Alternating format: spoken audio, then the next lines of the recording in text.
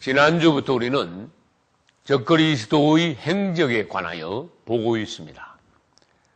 지난주에 본 적그리스도의 행적 4가지는 그는 등장하면 곧바로 이스라엘 등과 7년 평화조약을 맺을 것이며, 그리고 4차 성전을 중건하게 할 것이며, 천재적인 기질을 발휘하여 온 세상 사람들에게 존경받고 최고의 영웅으로서 높임받으며 신격화될 것입니다. 그리고는 세계를 하나로 통일시켜 갈 것입니다.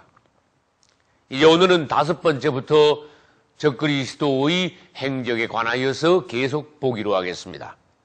5째로 적그리스도의 행적은 그가 등장하면 현금이나 수표, 카드 등을 완전히 없애버리고 그 대신 경제활동을 위하여서 통합카드인 666표를 모든 사람의 오른손이나 이마에 찍게 할 것입니다.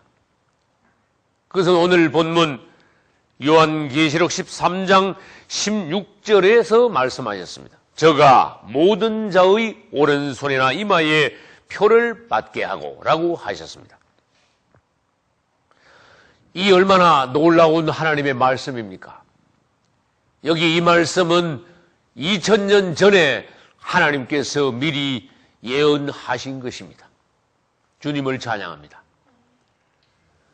오늘날 적그리스도가 곧 등장하면 사람들의 이마나 오른손에 표를 받게 한다니요. 여러분, 이것은 놀라운 말씀입니다.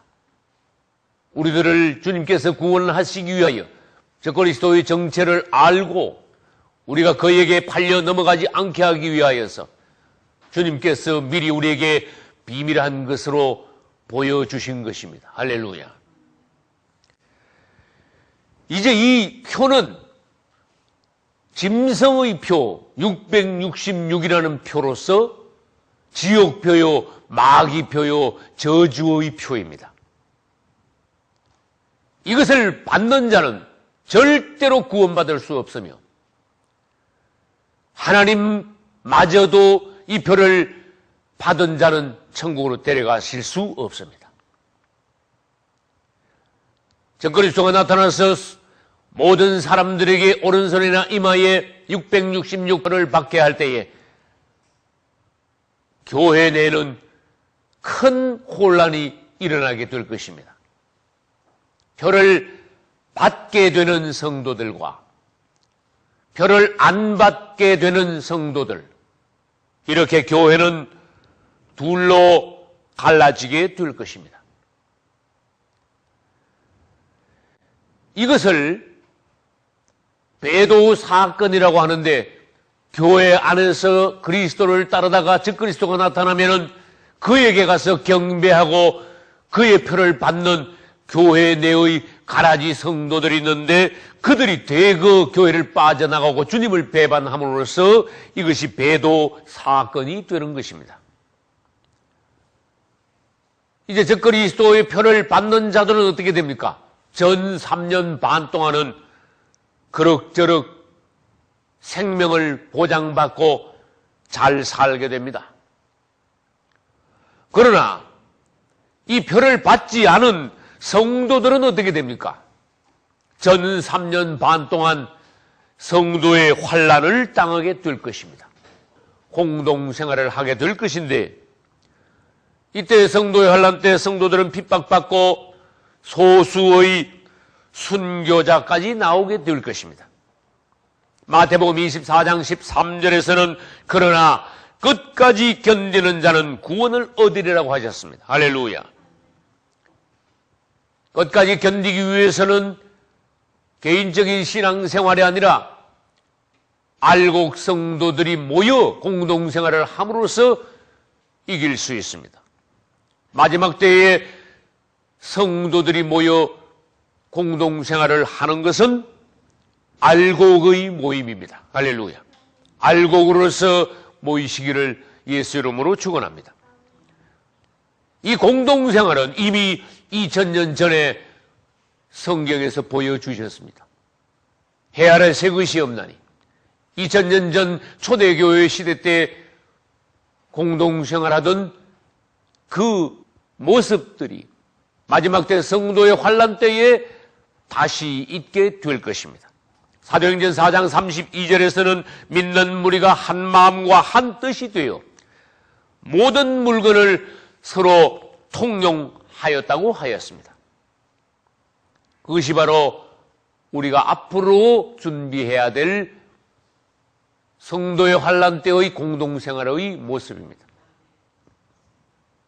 구원이 무엇입니까? 성경에서 구원은 예수 그리스도를 믿고 그분의 이름으로 침례받는 것이 구원이라고 하셨습니다. 할렐루야. 그러나 적그리스도가 나타났을 때 구원은 무엇입니까? 적그리스도가 나타나면 우리 이방인들은 더 이상 예수 그리스도를 믿는 것이 아니라 이제 적그리스도 나타난 이후에는 이방인들은 더 이상 구원받을 수 없습니다. 구원 안으로 들어온 성도들이 마지막 구원을 이루기 위하여서 666표를 받지 않는 것이 구원을 이루는 것입니다. 할렐루야. 그리고 알곡이 되어 성도의 환난을 믿음으로 통과하는 것이 마지막 구원을 이루는 길입니다. 여섯 번째로 적그리스도의 행적을 말씀드리겠습니다. 그는 암살될 것입니다. 어느 날 갑자기 적그리스도는 죽게 될 것입니다. 그리고는 예수 그리스도를 흉내내어 3일 만에 되살아날 것입니다. 요한계시록 13장 3절, 12절, 14절에는 이에 관한 말씀이 있습니다. 그 중에 13장 3절에는 그의 머리 하나가 상하여 죽게 된 것 같더니 그 상처가 나았다고 하였습니다. 적그리스도가 죽었다가 다시 부활하는 것은 왜입니까? 우리 주님께서 십자가를 지시고 엄부로 내려가셨다가 3일 만에 부활하심으로써 그분은 왕 중의 왕이시요 만주의 주시요 성천 등극하심으로써 만왕의 왕이 되셨던 것입니다.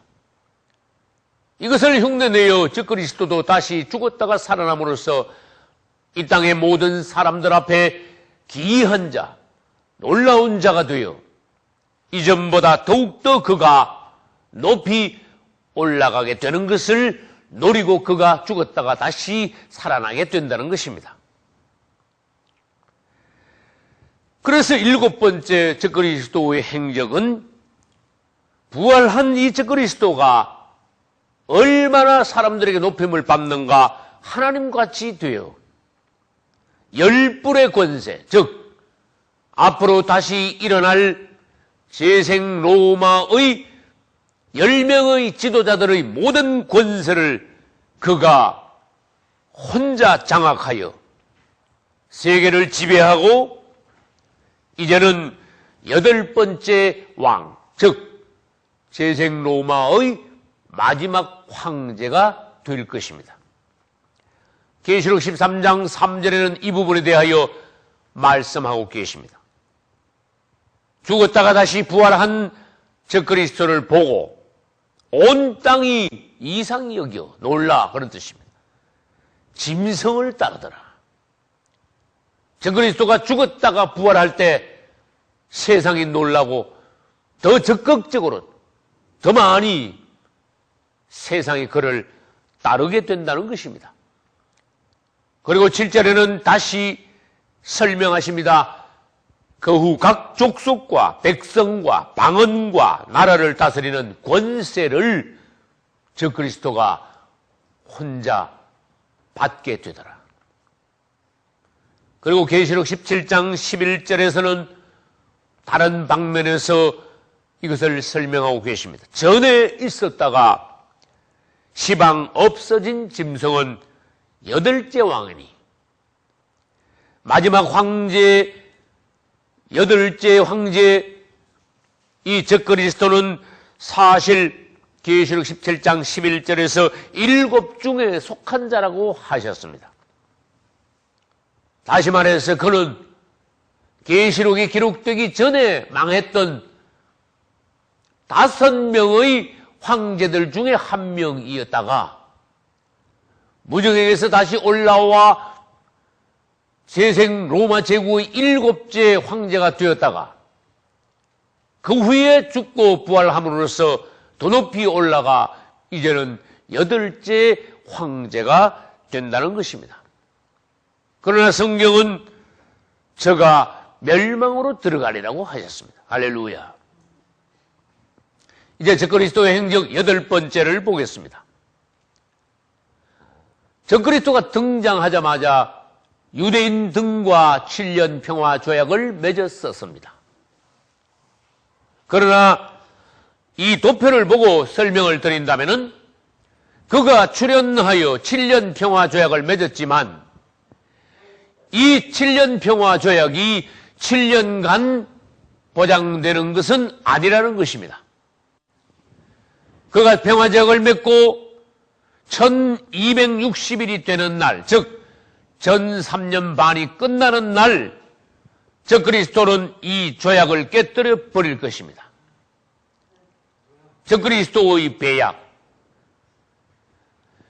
그래서 적그리스도의 7년 평화는 거짓 평화였지만은 그 거짓 평화마저도 1260일, 즉 3년 반 동안만 지속된다는 것입니다.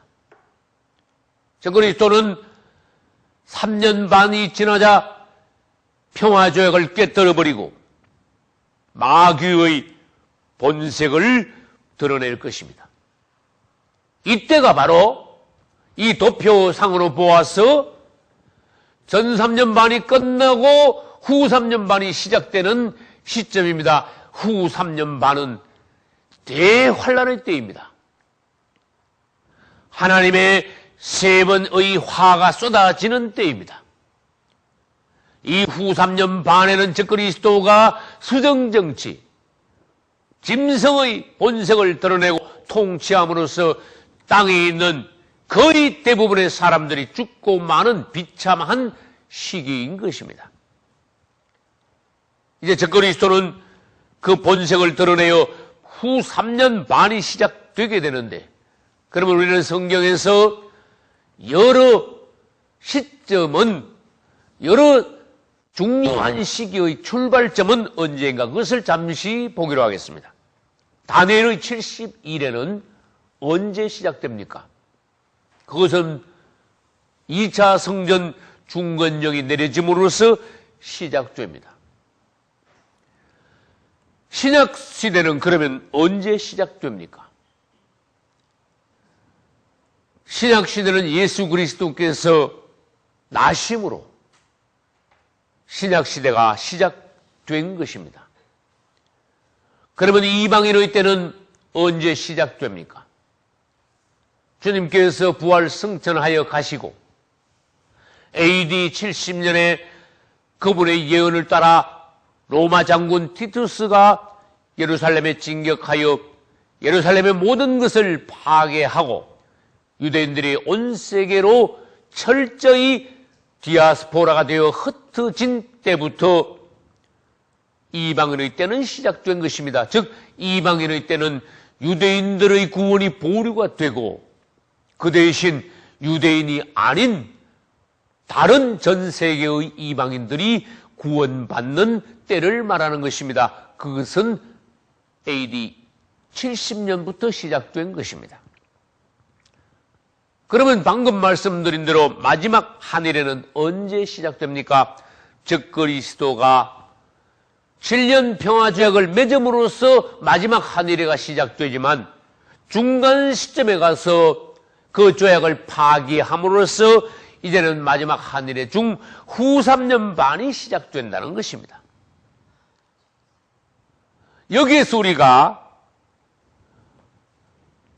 유대인들의 구원에 관하여서 잠깐 보아야 됩니다.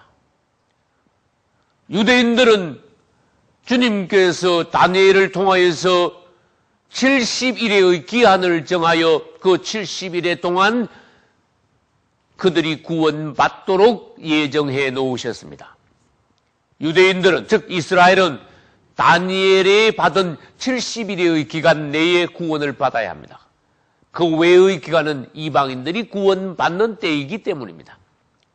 그러나 그들은 7일회와 60일회가 지나고 예수께서 이 땅에 오셨을 때까지 구원받지 못했습니다. 오히려 그들은 메시아를 배척하고 십자가에 못 박음으로써 그들의 구원은 오히려 멀어지고 말았습니다. 이방인에게로 넘어가고 말았습니다. 그러나 유대인의 구원은 끝난 것입니까? 아닙니다. 자비로우신 하나님께서는 마지막 때 세상 끝나기 7년 전에 이방인들이 다 구원받고 난 이후에 7년이라는 놀라운 뜻깊은 기간을 주셔서 마지막으로 유대인들이 구원받게 그 기간을 두신 것입니다. 마지막 한일회입니다. 이 마지막 한일회 7년 동안 유대인들은 이제 구원받아야 되는데 적그리스도가 등장함으로써 유대인들은 착각하여 그를 메시아로 영접함으로써 그들은 전 3년 반 동안 구원의 기간을 날려버리고 말게 되는 것입니다. 그러면 언제 그들이 정신을 차릴까요? 적그리스도의 배약은 유대인들에게는 유익한 것입니다. 적그리스도가 가면을 쓰다가 그의 가면을 벗어버리는 것이 적그리스도의 배약입니다. 전 3년 반이 끝나는 시점에서 그가 조약을 깨뜨려버리고 그 다음 9번째 가서 예루살렘 성전에서 유대인들이 하나님께 드리던 제사를 금지할 때에 유대인들은 깜짝 놀라서 자기들이 영접한 메시아라고 공경한 적그리스도가 가짜임을 깨닫게 되는 것입니다. 이것은 다행입니다. 다니엘서 9장 27절에는 그가 이레의 절반의 제사와 예물을 금지할 것이라고 하였습니다. 이레의 절반, 전 3년 반이 끝나는 시점에서 적그리스도는 본색을 드러냄으로써 이제는 유대인들이 더 이상 적그리스도를 메시아로 높이지 않게 되는 것입니다.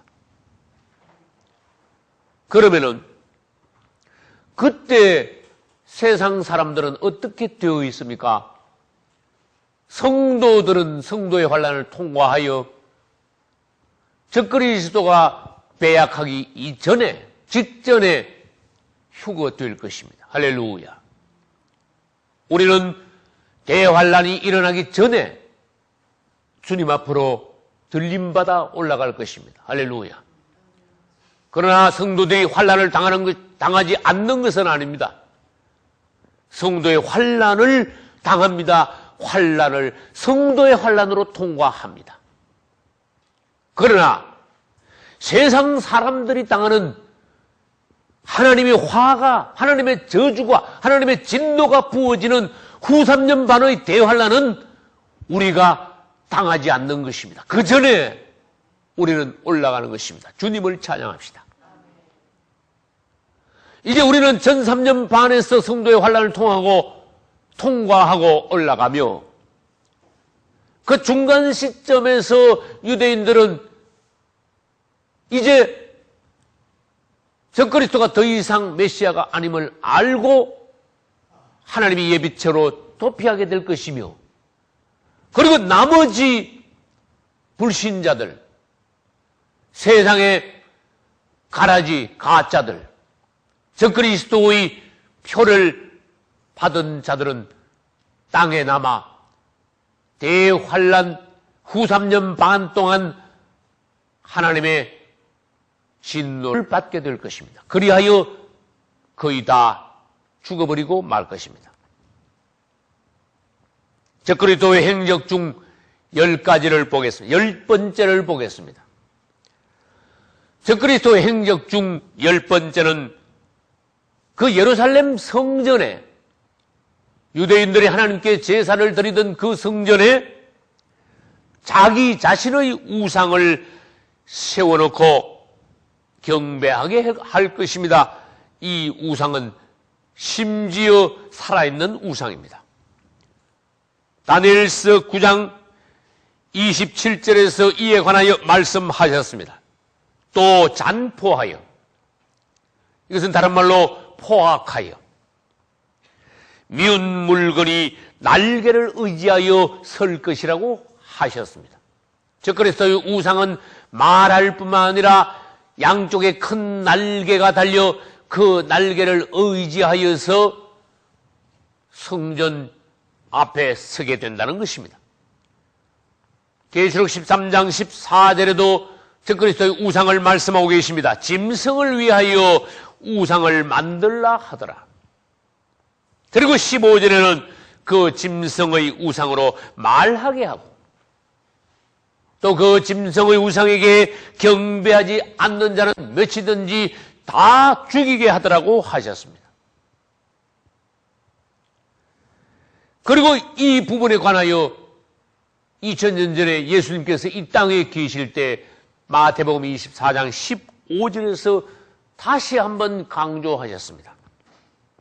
그러므로 너희가 선지자 다니엘의 말한 바 멸망의 가정한 것이 거룩한 곳에 선 것을 보거든 읽는 자는 깨달을진저.